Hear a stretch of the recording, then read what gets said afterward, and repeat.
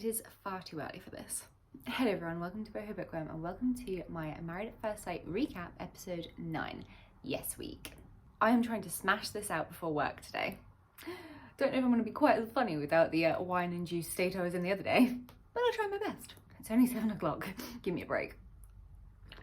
I am absolutely frothing to get to episode 10, which was on last night, but I was at my local book club and our group was discussing the book Trust Me by T.M. Logan, which we all decided as a group was an alright read, probably a solid 3 out of 5 stars. It was just a bit implausible. But now, for what you're all here for, Married at First Sight, Yes Week, moving in together.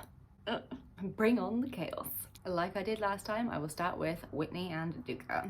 Firstly, I found it hilarious that Duca arrives at this place they're supposed to be staying in together by himself, and he picks up the wedding photograph, the framed photograph, and he's like, she looks terrified. Yeah, don't know if it was terrified or just miserable. While he's over there, it's all edited to look like she's gone to get more advice from the experts the next day because she was not happy about staying for another week with this commitment ceremony. She had written leave, but Duca wrote stay. The rules say if one says stay, they've got to stay another week and try their best to make it work. So she arrives at this place that they're supposed to be staying in together and they have a bit of a chat. He decides to, apologize and open up to her a little bit. She doesn't even acknowledge him. She's just like, yeah, oh, I wrote you something. And then she goes on and it's all about her again. And once again, she brings up her mother. And even Duca, I mean, that's where I saw a softer side to him because he physically broke down. He was so emotionally invested in what she was saying and her story and stuff. But I just feel like maybe, it sounds horrible, but I just feel like maybe she's using a little bit to get away with things. However, I do feel like Duca showing more emotional intelligence almost helped Whitney not warm to him but warm to the process and the experiment more, because I feel like she is going to be like a fucking praying mantis now that she knows that he has limits and that he does have that breaking point. She's gonna rip his fucking head off when she's done with him. The best part though was that they are excused from the whole Yes Week because I think the experts knew that Whitney would just be like, fuck this. When my partner and I were on the sofa and we were watching the show, we were like, maybe she's slightly bipolar, and I mean that in the best way possible. Maybe it's undiagnosed, honestly, because she seemed like a totally different person. The girl can actually smile. When they were just kind of chilling out and being slightly normal, not being forced to do all these weird little challenges and experiments, she seemed really different and like she'd been given exactly what she wanted. I don't know, she's just, something's not quite right. Then we go on to April and George. April knows that George has this massive fear of heights, okay? And I do think that George himself was once again being an absolute drama king, really putting it on for the cameras with just how much he was afraid of heights. But then for her to go and book this skyline walk across the stadium and then abseil down it when she knows full well that it is like a visceral fear for him and that, it just makes my skin crawl to think that she would make him do that. And she's just laughing. And if you're that petrified of something, like my partner's petrified of spiders, and if I even say the word spider, he jumps out of his bloody skin. Okay, that being said, I do find that really hilarious and I do it quite a lot. Sorry. But still, it just seemed mean. On my first recaps of this, I said that I loved George's family's humour, and I did actually find that his humour, while he was abseiling down, I think it looked like something like a stadium in Tottenham or something, while he was abseiling down, he said, right, that's it, I'm divorcing you. I thought that was so funny. It did it made me laugh out loud. And at the end, April's super chuffed with herself. She's like, yeah, I'm so proud of you. I don't know, just personally, if there was something that I was really scared of, I really wouldn't appreciate Anthony doing something like that to me. And it left a bit of a sour taste in my mouth.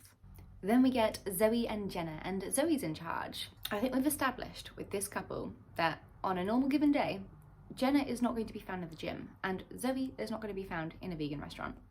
It's simple. However, even though Zoe was in charge, yeah, she made her do a bit of exercise and stuff, but Zoe made her a vegan dinner, which yeah, she found revolting and didn't want to eat, but Zoe found it revolting, not Jenna, but I thought that was really thoughtful and Jenna seemed to really appreciate it. Sadly, their evening seemed sour when the whole veganism thing got brought up again, and I'm starting to see how Zoe can be quite pedantic about that kind of diet and way of life, I think that it is going to cause some major issues. Thomas and Adrian arrive at their place and they're just really deflated. They had this really big blow up at the commitment ceremony where Whitney and Duke were all involved and stuff. Adrian had done that hilarious line about Thomas not getting like 5 minutes of attention, which I just found like that's the best moment of the season so far. I think Thomas is brilliant in many ways though. Like, so Adrian's busy, they're having a chat about everything that's gone on and where they are in their like relationship and stuff, and Adrian's like, yeah, you know, like I'm so sick of you like screaming obscenities towards me, and Thomas is like, no I don't, but then he kind of like realizes, wait, I do, and he's like, oh yeah, wait, yeah, that's true actually. But these two are at each other's throats. They were like flipping framed photographs of each other, literally. Honestly, how does it get that bad? I found it comical. So Adrian is in charge of Yes Week and he makes Thomas cook him a dinner, and Thomas has claimed that he can cook before.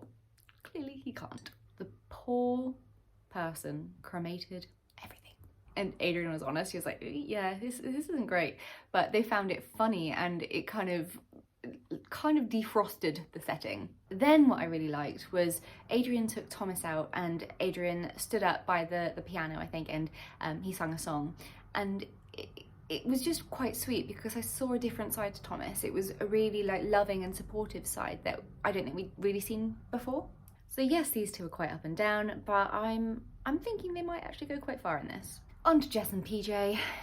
PJ, man, he is more patient than I would be. He's just like, yep, I'm sticking it out. The attraction is going to grow. Not really much to say about this couple. Jess is in charge. She does this karaoke setting, which I don't know, I would find that awful, predominantly because I'm so shy about how shit my singing is. Well, that's really all I've got to say about that couple. Kasha and Kwame, my God, their kitchen is filthy. She's like in the kitchen, wiggling her ass around, and there's a very unfortunate rip right up her backside. I almost wonder if she did it on purpose. I wouldn't think it's the most attractive of things to entice someone, but she really, really wants a shag. Let's just rip the ass open and get there, shall we? Kwame's just continuing to say, you know, like he's respecting her and being very like subdued about the whole thing. I really still think that he would not be that way if it was someone that he found more physically his type, and it makes me really sad. Chinita and Jordan, as per my last recap, not much to say about this couple again. I mean, she was in charge, she gave him a little apron and a hot pink feather duster, and I think he kind of surprised everyone with how much he enjoyed cleaning. And you know that couple that you always have where they are quite boring, but although they're boring, they're perfect together, and you just know that they're meant to be, and you're like, every time you see them, it's just like, oh, that's nice. That's Jordan and Chinita. Lastly, we've got Lara and Richie. Let the smothering continue. Hearing Richie talk about how their electricity is blossoming is, quite frankly, soul-destroying. In the beginning of this episode, I was like, the poor woman seems genuinely terrified.